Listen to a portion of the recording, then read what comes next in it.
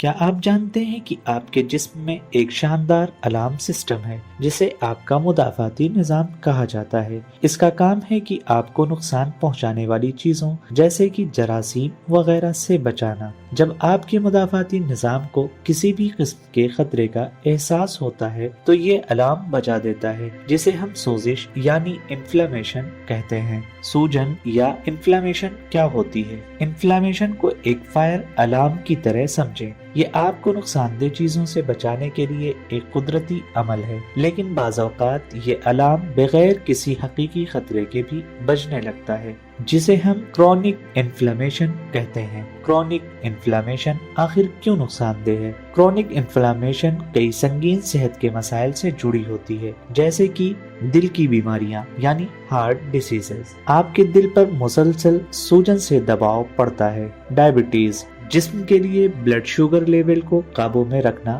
مشکل ہو جاتا ہے۔ کچھ اقسام کے کینسر۔ سوجن ایک ایسا ماحول پیدا کر سکتی ہے جو کینسر کے امکانات کو بڑھا دیتا ہے۔ تو آخر اس الارم کو بند کیسے کیا جا سکتا ہے؟ اس کا سمپل سا جواب ہے آپ کی خوراک۔ کچھ غذائیں ایسی ہوتی ہیں جو انفلامیشن کو بڑھا دیتی ہیں، جبکہ کچھ ایسی ہیں جو اسے کم کرنے میں مددگار ثابت ہوتی ہیں۔ آئیے ان کے بارے میں جانتے ہیں۔ سوجن کو بڑھانے والی چیزیں: بریڈ اور شکر سے بھرپور مشروبات۔ یہ خون میں شکر کی سطح کو بہت زیادہ بڑھا دیتے ہیں، جو کہ سوجن کو بڑھا سکتا ہے۔ تلی ہوئی چیزیں، یہ زیادہ تر نقصان دہ چکنائیوں سے بھری ہوتی ہیں۔ سرخ گوشت اور پروسیسڈ گوشت، یہ بھی سوجن میں اضافہ کر سکتے ہیں۔ نقصان دہ چکنائیاں یعنی انہیلدی فیٹس، جو کہ زیادہ تر پروسیسڈ اسنیکس میں پائی جاتی ہیں۔ سوجن کو کم کرنے والی چیزیں: پھل اور سبزیاں، ٹماٹر، ہرے پتوں والی سبزیاں یعنی پالک، کیل،